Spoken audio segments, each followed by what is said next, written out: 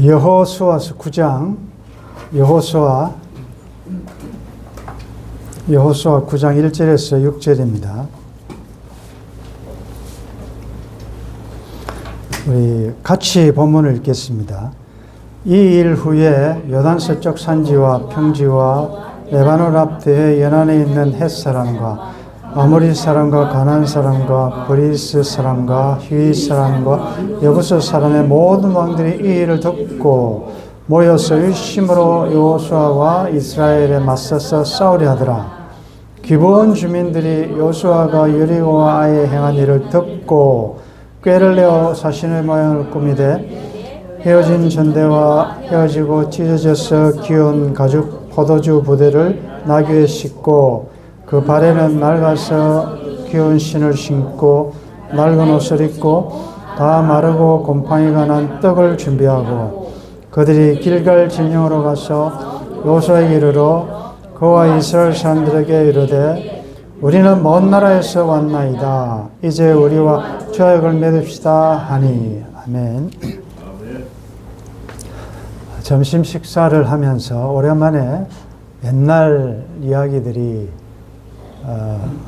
나왔는데 그 중 하나가 동동그리무, 참 오랜만에 듣는 크림을 그리무라 라고 아마 한 것 같습니다. 그래서 북을 치면서 이 크림을 팔러 다니는 장사들이 있었고 또 찹쌀떡, 빈대떡 하는 장사들, 그리고 되게 참 그렇게 했는데 그 시절에는 머리에 제첩국을 한 달아 이고 다니면서 제첩국 사라라고 외쳤던, 저도 어릴 때 그 소리를 듣고 자랐습니다. 그런데 그 시절에는 사실은 뭘 결정하고 선택하는 것이 어렵지 않았습니다. 왜냐하면 선택할 내용도 많지도 않고 그렇기 때문에 별 어려움이 없었는데, 요즘 시대는 워낙 변수가 많다 보니까 어떻게 선택하고 결단하고 결정해야 될지가 쉽지가 않습니다. 간단한 문제야 그렇다 치더라도 이 결정이 상당히, 선택은 내 자유지만 그 결정을 책임져야 될 무게가 클수록 선택은 어렵습니다. 우리가 아침 일어날 때부터 사실 하루 종일 전부가 우리 일생의 삶은 선택의 삶이다라고 볼 수 있지 않습니까? 일어나면 무슨 옷을 입어야 될지, 또 출근할 때 어느 길로 가야 될지, 또 식당에 가면 또 메뉴를 결정하는 것도 뭘 먹어야 될지 결정해야 되고, 이사는 어디로 가야 되며, 학교는 어디로 가야 되며, 내 전공은 뭘 해야 되며, 결혼을 해야 될지 말지, 결혼한다면 상대는 누구와 결혼해야 될지. 저도 얼마 전에 그 발을 이렇게 다쳤을 때 아내는 치료를 받아야 된다고 강력히 주장했지만 저는 가지 않고 스스로 낫기를 선택했습니다. 그런데 그 선택이 지금 보면 아쉬워요. 이렇게 오래 갈 줄 알았다면 바로 그냥 침도 맞고 여러 가지 좀 물리치료도 받고 했더라면 빨리 낫지 않았을까라는 생각이 들어서 중간이라도 하면 되는데 또 자존심이 있어서 지금까지 고생했는데 지금 또 가서 새롭게 하느냐 하면서 지금 그 선택의 그 영향을 지금 제가 받고 있습니다. 내가 선택하는 것입니다. 내가 안 하기로. 내가 약을 먹을 것인가 말 것인가, 병원에 갈 것인가 말 것인가, 이거 다 내가 선택하는 것이요. 가벼운 선택은 내가 쉽게 할 수 있지만 어려운 것들은 이제 혼자 결정하기 어려울 때는 여러분들 누구에 묻지 않습니까? 요즘은 무슨 문제가 생기면, 이전에는 점치는 분한테 가서 내 운명에 대해서 물어보기도 했는데 요즘은 거기 갈 필요 없죠. 네이버한테 물어보면 다 알려주고, 그 다음에 요즘 좀 더 발달해가지고 지금 AI가 다 가르쳐 주니까 그래서 여러분들 참으로 아이러니한 것은 만물의 영장이고 하나님 형상대로 지음받은 인간이 기계의 도움을 받는 그런 시대입니다.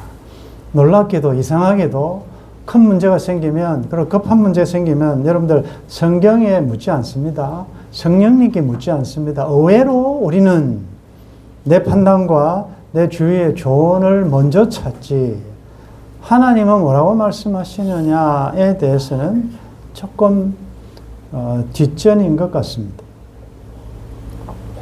그래서 우리가 선택하기 전에 이제 기도하면서 어떤 게 하나님의 뜻인지, 어떻게 해야 이게 하나님께 영광이 되는지를 우리가 결정을 할 때 보통 5가지 정도의 요소로 한번 범위를 좁혀보는 것입니다. 첫째가 이게 자연스러운가, 두 번째가 가능한가, 세 번째가 이게 사람들에게 유익한가, 즉 교회에 덕이 되는가, 그 다음에 결국은 하나님께 영광이 되는가, 그리고 마지막이 내가 이 선택하고 결정하고 난 다음에 내 마음이 평안이 있는가. 그러니까 대충 이렇게 하나님의 뜻을 좁혀가는데, 여러분들 하나님의 뜻을 구하는데 첫 번째, 두 번째는 좀 이상하지 않습니까? 자연스러운 게 하나님의 뜻이다, 가능한 게 하나님의 뜻이다. 이게 뭡니까? 우리는 하나님의 뜻을 자꾸 일상에서 찾지 않고 초자연적이고 특별하고 기적적인 것이 하나님의 뜻이라고 생각할 가능성이 많아요. 내가 가지고 있는 것은 이거밖에 안 되는데 무리하게 욕심을 내어서 이렇게 한다든지, 빚을 내어서 한다든지, 그러면서 하나님이 해주실 것이라 내게 능력 주시는 자에서 모든 걸 할 수 있다. 그건 하나님을 시험하는 것이죠. 물론 하나님께서 초자연적으로 특별하게 비상한 방법으로 역사하시기도 하지만 출발점은 자연스럽게 갑니다. 하나님의 일상을 통해서, 자연스러운 삶을 통해서 하나님이 일반 계시와 자연 계시를 허락하신 이유가 뭡니까? 일상의 삶을 통하여 하라고 하는 거지, 자꾸 초자연적 일상하게 일상의 삶을 무시하고 기도원에나 다니고 직장, 학교 공부도 안 하고 학생이 계속 뭐 집회만 다니고, 이건 맞지 않다는 거죠. 그래서 일단 내가 가진 것으로 이걸 할 수 있는지를 부터 천천히 시작해서 점진적으로 시작해서 이게 이제 나의 유익보다는 이게 다른 사람의 유익이 되는지, 그리고 이게 교회의 덕이 되는지, 그리고 결국은 이것이 하나님께 영광이 되는지, 그리고 내가 이제 결단했다, 이렇게 하리라 라고 했다면 너희 구할 것을 감사함으로 하나님께 아뢰라. 그러면 모든 지각에 뛰어난 하나님 평강의 마음과 생각을 지킨다. 이 말이 뭡니까? 여러분들이 선택하고 결정을 했으면 마음의 평안이 있습니다. 그러면 내가 기도하고 하나님 뜻인 줄 알고 결정했는데 결과가 내가 원하는 것이 아닐 수가 있습니다. 그럴 때도 내가 하나님 앞에 기도하면서 결정하신 것이기 때문에 그리 하셔도 감사하지만 그리 아니하실지라도 감사할 수 있는 것은 하나님은 악을 선으로 바꾸실 수 있고 합력하여 선을 이루실 수 있는 분이시기 때문에 그렇습니다. 항상 기도하면서 했다고 다 좋은 게 아니에요. 하나님이 나는 A를 원했는데 A를 주실 수 있고, A 말고 B를 주실 수도 있고, 안 주실 수도 있고, 전혀 엉뚱한 것을 주실 수 있고, 내가 원하는 때가 아니고 하나님의 때 주실 수도 있고, 다양하기 때문에 문제는 내가 기도하면서 결정하고 난 다음에 나타나는 것은 말씀하신 대로 기도한 것은, 구한 것은 받은 줄로 믿으라는 거죠. 하나님이 지금은 내가 원하는 게 안 됐다? 그럼 이건 하나님은 나에게 그것이 안 이루어지는 게 좋기 때문에 하신 것이고, 결론은 하나님께서 다 모아서 좋게 하실 것이기 때문에. 그래서 여러분들 기도했는데 왜 안 들어주십니까? 그런 말은 하나님에 대해서 사실은 좀 무례한 말입니다. 전능하시고 전지하시고 주권적인 절대 주권을 가지신 토기장이 하나님 앞에 우리가 뭘 항의를 하게, 왜 하나님 이렇게 하십니까? 라고 말할 사람이 누가 있습니까? 나보다도 나를 더 아시는 하나님께서, 나의 갈 길을 다 아시는 하나님께서, 아니 그 길을 만드신 분이 하나님이신데 속된 말로 뱀이 알아서 하시겠냐. 그래서 그런 원칙을 가지고 우리가 하나님의 뜻을 좀 찾는데, 자, 그러면 조금 더 이거를 좀 좁혀보면 대개는 전부가 그렇다는 게 아니고 일반적으로는 다수보다는 소수를 따라가셔야 되고, 소수보다는 진리를 따라가셔야 되고, 넓은 길보다는 좁은 길로 가셔야 되고, 그 다음에 나에게 유익되는 것보다는 다른 사람에게 유익되는 길을 결정하는 게 좋습니다. 그게 전체적인 성경이 이야기하는 흐름이에요. 그런데 세상은 전혀 다르기 때문에 이렇게 결정하고 따라가는 것이 굉장히 불이익이 많고 쉽지 않습니다. 우리가 여호수아 9장을 공부하고 있는데, 이스라엘 백성들이 여리고와 아이 왕에 행한 것, 그 이전에 아모리, 또 출애굽 여리고에서 행한 모든 일들, 가나안 주민들이 안 들었겠습니까? 다 듣고 있어요. 그런데 반응은 두 가지입니다. 여기 보면 우리가 1절에 본 대로 그 모든 일을 듣고 두 가지 반응입니다. 한 반응은 2절에 모여서 일심으로 여호수아와 이스라엘에 맞서서 싸우려 하더라. 여호수아와 이스라엘에 맞선다. 여호수아는 이제 신약으로 하면 예수 그리스도 아닙니까? 지금 이 가나안 정복 전쟁은 우리 인생으로 비유해 보면, 나에게 비교해 보면 애굽의 종노릇한 데서 죄에서 우리를 끄집어내시고, 그러나 여전히 죄의 오염이 있지 않습니까? 그래서 내 마음의 가나안 칠족을 지금 예수 그리스도가 말씀과 함께 성령의 도우심으로 쫓아내는, 진멸시키는 작업, 그게 이 영적인 가나안 정복 전쟁의 의미이단 말이죠.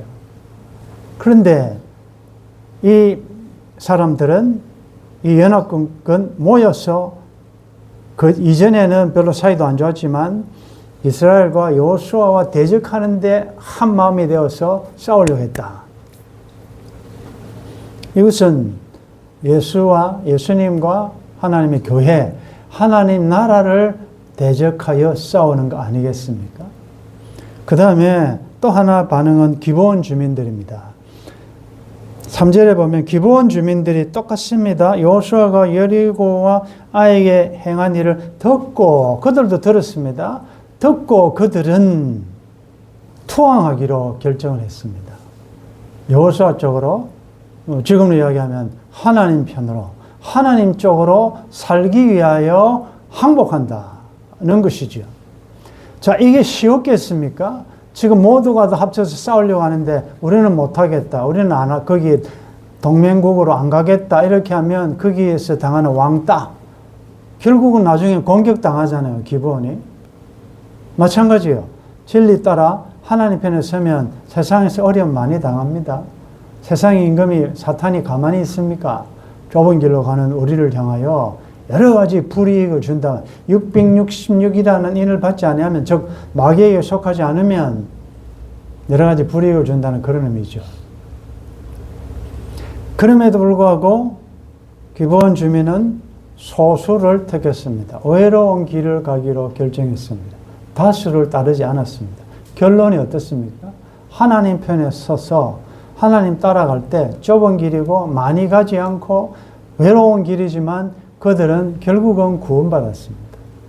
많은 사람들이, 다수가 모여서 하나님 반대쪽에 섰는 그들은 어떻게 됐습니까? 침멸당했습니다. 지금 현대도 사람들은 소수보다는 많은 사람들이 많이 모인 것을 선호합니다. 왜냐하면 외롭기 때문에. 그래서 진리냐 그것이 하나님 편이냐에 상관없고 그냥 많고 힘을 자랑하고, 지금도 사람들이 줄을 잘 서기 위해서 얼마나 눈치를, 이 머리를 굴립니까? 그래서 권력적으로 어떻게 하면 권력에 보복을 받지 않고 혜택을 누릴 수 있을까? 어떻게 보면 나에게 이익이 될까? 그쪽으로 택하지, 이 길 가면 내 영혼이 어떻게 될 것인가에 대한 관심이 없어요. 하나님이 어떻게 생각하는가도 관심이 없어요. 그래서 우리가 일상에서 선택을 참 잘해야 되는데, 보십시오. 사도행전 7절에 나타난 그 스데반의 설교에도 마찬가지예요. 그 유명한 위대한 감동적인 성령의 감동을 한 설교에 딱 반응이 두 가지입니다. 옷을 찢고 이를 가는 대적하는 무리들이 있고, 또 한쪽은 마음을 찢고 가슴을 치며 형제들아 우리가 어떻게 해야 구원을 얻겠는가 라고 하나님 편으로 항복하는 쪽이 있다는 거죠. 지금도 마찬가지예요. 전 세계에 수많은 사람이 있지만 참과 거짓 싸울 때 어느 편에 설 건가? 여호수아가 이야기하지 않습니까? 선결자를 택하라. 여러분들 모두가 선택이에요. 그 선택은 중간지대는 없습니다. 중립은 없습니다. 여러분들이 선택한 결과는 반드시 여러분들이 책임을 져야 돼요. 그런데 지금은 작게 보이지만 이 선택의 끝이 결국은 이게 하나님 쪽인지 아니면 사탄 쪽인지, 사탄을 위한 건지, 교회를 위한 건지, 교회를 대적하는 건지, 이게 결국은 계시록에 가보니까 큰 성 바벨론과 새 예루살렘으로 딱 나눠지잖아요. 지금은 작게 보이지만 여러분들 선택이 큰 어떤 영향을 안 미치는 것 같지만 오늘 여러분들의 작은 선택이요.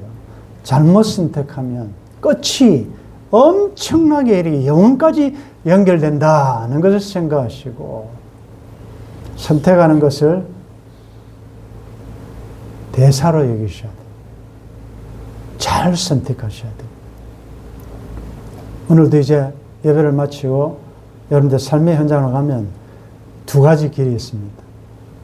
이 길로 갈 것인가, 다른 길로 갈 것인가.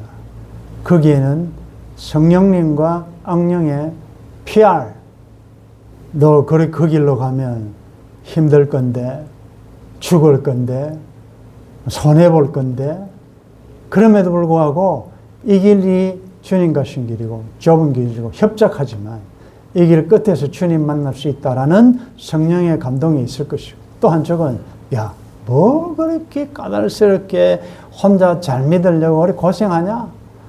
넓고 얼마나 좋으냐? 사람들 니 망하냐? 얼마나 많이 가냐? 너도 이 길로 오면 세상에서 평안하고 뭐 십자가 왜 죽으려고 하느냐? 여러분들 우리는 죽는 길을 선택하기로 했지 않습니까? 오전에. 그러므로 기브온 주민들의 결정은 그 당시로 보면 죽는 길일 수밖에 없는 것처럼 보여요. 왜? 연합국에서 탈퇴하여 자기들만이 어떻게 해보려고 하니까.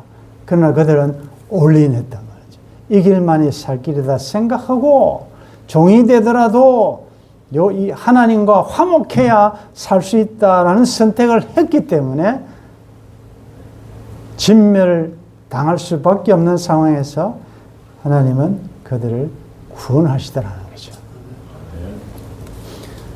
잘 선택하기를 바라고 어느 민족 누구에게나 선택하고 결단할 때 있습니다. 우리 조금 전에 부른 찬송에 난 예수가 좋다고 난 예수가 좋다고 여러분들 뜨거이 찬송 부를 때 저는 갑자기 그 생각이 났습니다. 왜 좋으냐 묻고 싶어요. 여러분들 예수님이 왜 좋습니까?